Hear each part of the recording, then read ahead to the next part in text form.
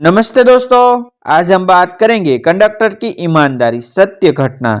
महाराष्ट्र के एक छोटे से कस्बे करंजा में रहने वाला कबीर चौहान पैसे से बस कंडक्टर था। सरकारी बस, पुरानी टूटी फूटी, डीजल की तेज गंध और अंदर यात्रियों का शोर, यही उसकी रोजी रोटी थी। कबीर सुबह 5 बजे उठता, पत्नी रानी के हाथ का बना साधारण पोहा खाता और अपनी यूनिफॉर्म पहनकर निकल जाता। यूनिफॉर्म के कॉलर घिस चुके थे, टोपी के किनारे टूट गए थे, लेकिन कबीर दिल से ईमानदार आदमी था। एक बात उसके साथी हमेशा कहते, कबीर तू इतना ईमानदार क्यों? कौन सा ऊपर वाले ने तुझे पुरस्कार देना है? कबीर सिर्फ मुस्कुराकर कह देता कि मेरी माँ ने सिखाया है कि किसी के हक का 1 रुपया भी मत रखना। कबीर का एक 8 साल का बेटा था, असू, जिसका इलाज चल रहा था। दिल में छोटा सा छेद था, घर की हालत खराब थी, पैसा की बहुत कमी थी, दवा महंगी, इलाज महंगा, पर कबीर पर हर दिन लड़ता था, सिर्फ अपने बेटे के लिए, सिर्फ अपने बेटे के लिए। एक बार घर में रानी ने कहा कि अगर तुम चाहो तो ड्यूटी में थोड़ा एडजस्ट कर लो, 2-4 टिकट ज़्यादा बेच दो, किसी को पता थोड़ी चलेगा, असू की दवा का खर्च निकल जाएगा। कबीर नाराज नहीं हुआ, पर उसने शांत स्वर में कहा, नहीं रानी, मेरे बेटे की दवा मेरी चोरी के पैसों से नहीं चलेगी। भगवान पर भरोसा रख, एक दिन सब ठीक होगा। रानी चुप हो गई। उसे पता था कि कबीर सीधा साधा आदमी है, उसे दुनिया की चालाकियां नहीं आती। उस दिन की शुरुआत 2 जनवरी की सुबह, ठंड की तीखी हवा चल रही थी। कोहरा इतना कि 10 कदम आगे मुश्किल से दिखता। कबीर ने बस में चढ़ते ही देखा कि ड्राइवर रमेश झोपड़ी के नीचे बैठा बीड़ी पी रहा था। कबीर बोला, चल जल्दी, आज ठंड ज़्यादा है, यात्रियों को दिक्कत होगी। रमेश हंसते हुए बोला, तू तो जैसे मंत्री को बस के। कबीर ने रजिस्टर खोला, टिकट मशीन संभाली और बस रवाना हुई। बस चलते चलते शहर की तरफ बढ़ रही थी। कबीर पर हर यात्री से विनम्रता से बात करता, मैडम टिकट, सर आपका सेज यह रहा, अरे दादा बैठ जाइए, गिर जाएंगे। लोग उसे पसंद करते थे, लेकिन आज बस में एक सीट पर एक आदमी बैठा था जिसकी कहानी ने सब कुछ बदल देना था। दूसरी सीट पर एक युवा साफ सुथरे कपड़ों में चश्मा लगाए व्यक्ति बैठा था। नाम डॉक्टर आर्यन मोहल्त्रा, दिल्ली का प्रसिद्ध हृदय रोग विशेषज्ञ। वह करंजा किसी कॉन्फ्रेंस के लिए आया था और आज सुबह बस से नागपुर वापस जा रहा था ताकि शाम की फ्लाइट पकड़ सके। जब कबीर टिकट देने आया, उसने पूछा, कहाँ जाना है साहब? डॉक्टर आर्यन बोले, नागपुर, लेकिन मुझे जल्दी पहुंचना है। क्या बस टाइम पर पहुंचेगी? कबीर मुस्कुराया, हम कोशिश तो पूरी करेंगे, लेकिन मौसम खराब है, थोड़ा लेट भी हो सकता है। डॉक्टर आर्यन ने घड़ी देखी और सिर हिलाया। पहली नज़र में उसे लगा कि बस कंडक्टर सीधी सादी नौकरी, शायद पढ़ लिखा भी नहीं होगा, लेकिन यह सोच थोड़ी देर में टूटने वाली थी। 2 घंटे बाद बस पहाड़ी रास्तों पर थी। अचानक सामने एक बूढ़ा आदमी गिर पड़ा था। किसी को समझ नहीं किसी को समझ नहीं आया कि क्या हुआ। कबीर ने तुरंत ड्राइवर से कहा, रमेश बस रोक। कबीर दौड़ता हुआ नीचे उतरा।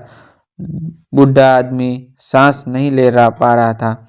डॉक्टर आर्यन भी उतरे, अपना बैग खोला और तुरंत सीपीआर देने लगे। आसपास लोग घबरा रहे थे, पर कबीर भीड़ को हटाता रहा। जगह छोड़ो, डॉक्टर साहब को काम करने दो। 5 मिनट बाद बूढ़ा आदमी उठ बैठा। सब राहत की सांस ली। डॉक्टर ने कबीर की तरफ देखा। पहली बार उन्होंने महसूस किया कि यह कंडक्टर केवल टिकट काटने वाला आदमी नहीं, दिल वाला मनुष्य है। कबीर ने बूढ़े को पानी पिलाया और बस में बैठाया। रास्ता चलता रहा। दूसरा मोड़, कबीर की चचाई बस में चढ़कर एक युवक 500 का नोट देकर बोला कि भैया टिकट दो नागपुर की। कबीर ने टिकट दिया और 410 रुपये वापस कर दिए।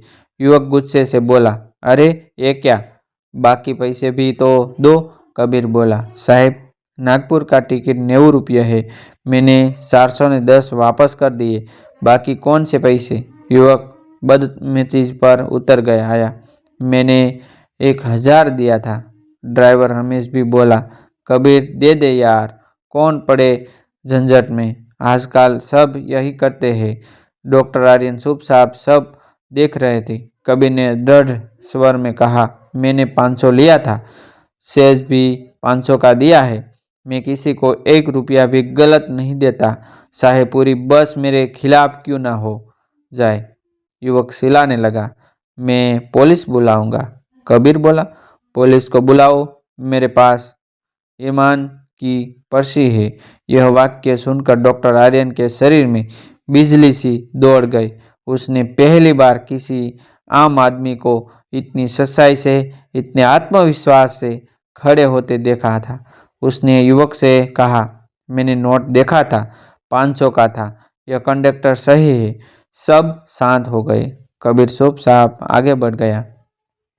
डॉक्टर आर्यन ने उसे देखते रहे सम्मान से। करीब कबीर शाम के 4 बजे थे। बस नागपुर के करीब पहुंच रही थी, तभी अचानक सामने रोड पर एक ट्रक नियंत्रण खोकर आ गया। ड्राइवर रमेश ने ब्रेक मारी, पर बस फिसलती हुई खाई की तरफ झुकने लगी। यात्री सीखने लगे, ये भगवान बचाओ, बस एक बड़े पत्थर से टकराई, रुक गई। घायल कम थे, लेकिन कुछ लोग बुरी तरह से फंस गए थे। कबीर सबसे पहले उठा, उसके माथे पर खून था, लेकिन वह चिल्लाया, सब लोग शांत रहो, डॉक्टर साहब है, सब बस जाएंगे। डॉक्टर आर्यन ने स्थिति संभाली। एक महिला का हाथ विष में फंसा था, बच्चों रो रहा था, बूढ़ा बेहोश था। कबीर घायल होने के बावजूद एक एक करके सबको बाहर निकालने लगा। सबके बड़ा झटका तब लगा जब उसके एक बच्चा खून से लथपथ मिला।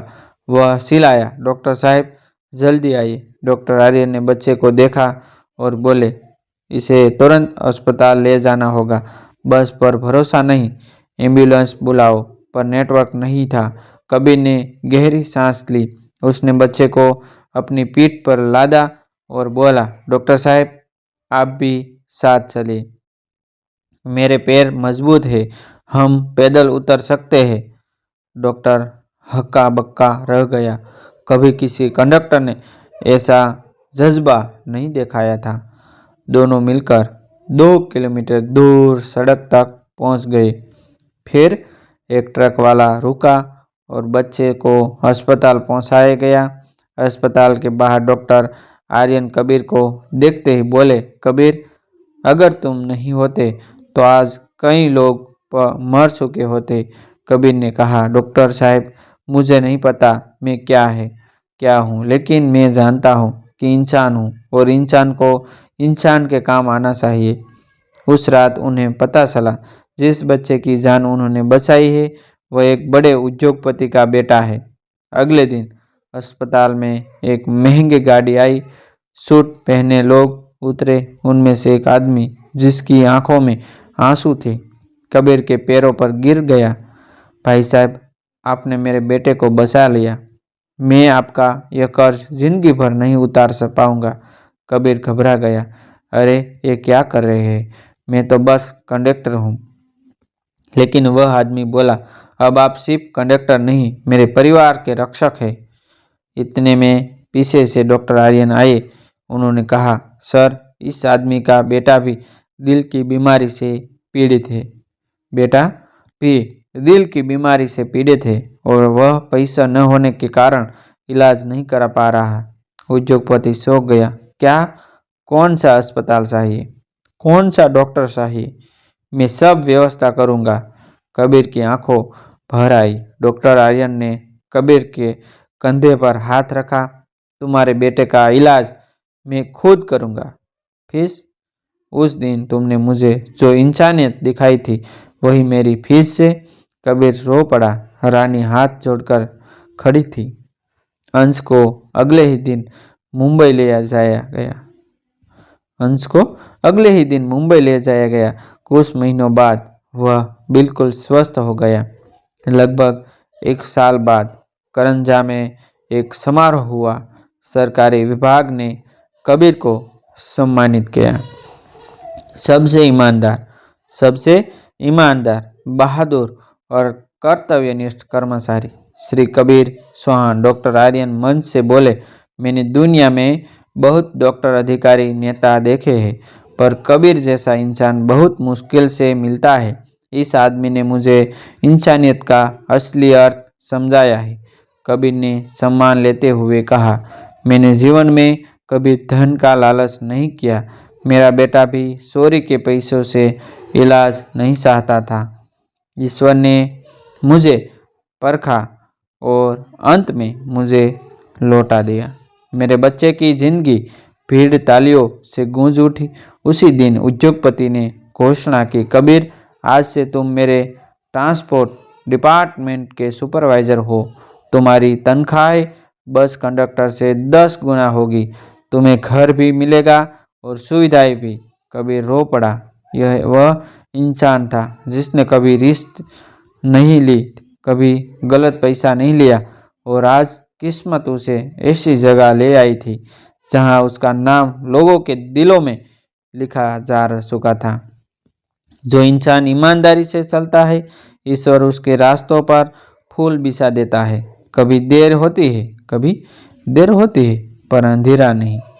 कंडक्टर कबीर ने सिर्फ टिकटें काटी नहीं, वह रोज इंसानियत को जोड़ता रहा, और एक दिन जिंदगी ने लौटाकर उसे वही दिया जो वह लायक था। दोस्तों, ऐसी नई कहानी देखने के लिए हमारा चैनल आप सब्सक्राइब कर लीजिए, कर सकते हैं, क्योंकि हम डेली न्यू स्टोरी लाते हैं। थैंक यू दोस्तों, मिलते हैं एक न्यू वीडियो के साथ।